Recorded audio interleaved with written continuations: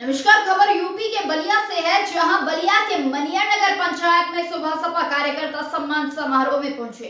सुबह सपा के राष्ट्रीय अध्यक्ष ओम प्रकाश राजभर ने मंच से कहा कि कांग्रेस पार्टी से बड़ी पार्टी है हमारी। लड़ाई के मामले में सभी पार्टियों को पीछे छोड़ते जा रहे हैं, वहीं बसपा को भी आड़े हाथों लिया है और कहा कि बहुजन समाज पार्टी वोट में आगे हो लेकिन नेता में पीछे बा। 1 सीट बहुजन समाज पार्टी, हम लोग 6 सीट आगे हैं। खबर यूपी के बलिया से है, जहां बलिया के मनियर नगर पंचायत में सुबह सपा कार्यकर्ता सम्मान समारोह में पहुंचे। सुबह सपा के राष्ट्रीय अध्यक्ष ओम प्रकाश राजभर ने मंच से कहा कि कांग्रेस पार्टी से बड़ी पार्टी है हमारी। लड़ाई के मामले में सभी पार्टियों को पीछे छोड़ते जा रहे हैं, यही बसपा को भी आड़े हाथों लिया और कहा कि बहुजन समाजवादी पार्टी में वोट में आगे बा लेकिन नेता में पीछे बा। 1 सीट बहुजन समाज पार्टी, हम लोग 6 सीट आगे हैं। प्रदेश में उपचुनाव होते हैं, वह सत्ता पक्ष के खाते में गया है और बड़ी चर्चा है मैनपुरी उपचुनाव पर। जब माननीय नेताजी बसपा सपा गठबंधन से चुनाव लड़े थे तब वह 95,000 से जीते थे। अगर बसपा का वोट निकाल दिया तो मैनपुरी का क्या हाल है आप समझ सकते हैं। हम पिछले रिकॉर्ड के आधार पर लड़ाई नहीं लड़ सकते, खाली चिल्ला रहे हैं। बार बार की सरकार में समाजवादी पार्टी में तानाशाही किया, जमीन कब्जा किया, यानी से अपराधियों को छुड़ा कर लेकर चले गए जिनके साथ अन्याय अत्याचार हुआ। यह लोग समाजवादी पार्टी को वोट देने को तैयार नहीं है। वही शिवपाल सिंह यादव पर कहा कि चाचा कब अलग रहे, विधानसभा के चुनाव में साथ रहे हैं, लोकसभा के चुनाव में भी साथ रहे। बाबा परशुराम जी की इस पावन पवित्र सरजमी पर आज यह कार्यक्रम हो रहा है और इस कार्यक्रम में उपस्थित समस्त बड़े बुजुर्ग माताओं बहनों नौजवान साथियों का बहुत पार्टी की तरफ से अभिनंदन तथा स्वागत करता हूं और आप लोग स्वागत करने का काम करिए और साथ ही साथ अंग वस्त्र भी लेकर के सम्मानित कार्यक्रम के संयोजक बड़े भाई रविंद्र हट्टी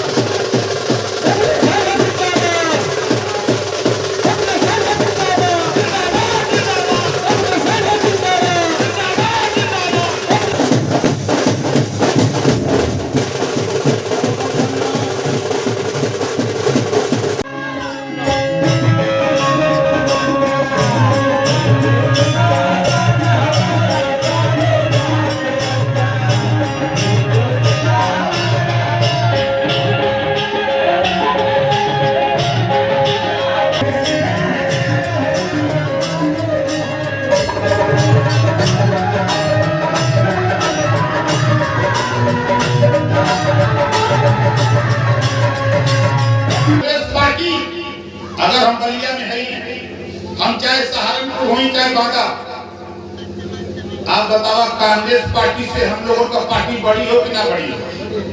जोर से बोला। कांग्रेस पार्टी का 2 एमएलए और भारतीय समाज पार्टी का 6 एमएलए। और चर्चा के मामले में, लड़ाई के मामले में भी हम लोग सभी पार्टियों को पीछे छोड़ते जा रहे हैं। बहुजन समाज पार्टी वोट में आगे बा लेकिन नेतृत्व में पीछे बा। 1 सीट बहुजन समाज पार्टी, हम लोग 6 सीट। दुइया लोग बचल बा भाजपा और सपा, यही दोनों जने के पीछे में हिले के बा। हम देखते हैं ना, एक जने के तो पटके थे, चाहे के पटका तब तो ठीक रही और करे बाद जब आपने सामने लड़ाई आई तो हम बताई। देखिए, प्रदेश में जो उपचुनाव होते हैं वो सत्ता पक्ष का होता है। अगर आप देखिए आजमगढ़, आप देखिए आगरा, रामपुर, आप देखिए भोला, अपने यूपी में जो चुनाव हुए वो सत्ता पक्ष के खाते में गया है और बड़ी चर्चा मैनपुरी लोगों के दिमाग में है। देखिए, जब माननीय नेताजी बसपा सपा गठबंधन में चुनाव लड़े तब वो 95,000 सीट। अगर बसपा का वोट खाली निकाल दीजिए तो मैनपुरी में क्या हाल है सपा का। तो हम जो पिछला रिकॉर्ड है उसी के आधार पे लड़ाई नहीं है, खाली चिल्ला रहे हैं। 4 बार की सरकार में जो समाजवादी पार्टी ने सही किया, तानाशाही किया, जमीन कब्जा किया, थाने से अपराधियों को छुड़ा के लेके चले गए, जिनके साथ अन्याय अत्याचार हुआ, तो वो लोग समाजवादी पार्टी को देने को तैयार हैं। तो चाचा कब अलग रहे हैं आप बता दीजिए। विधानसभा चुनाव में साथ रहे हैं, लोकसभा में साथ रहे हैं, गेहूं में साथ रह के कई वोट दिला देंगे चाचा जी। आप भी तो साथ में रहे समाजवादी पार्टी, दिखा दिया था का अम्बेडकर नगर खाता नहीं खुलने दिया, आजमगढ़ खाता नहीं खुलने दिया, गाजीपुर खाता नहीं खुलने दिया, बलिया में हमारे मित्र लड़ रहे थे, छोड़ दिया, नहीं तो दाव तो लगा ही दिया था। रामपुर में आपके द्वारा प्रत्याशी घोषित किया गया है जयवीर सिंह, तो क्या मैनपुरी में आपके द्वारा प्रत्याशी का भी कोई ऐलान नहीं? देखिए, मैनपुरी में हमने हमारा पर्चा खारिज हो गया है। हम लोगों ने यहाँ से पर्चा भर करके कंप्लीट करके दे दिया।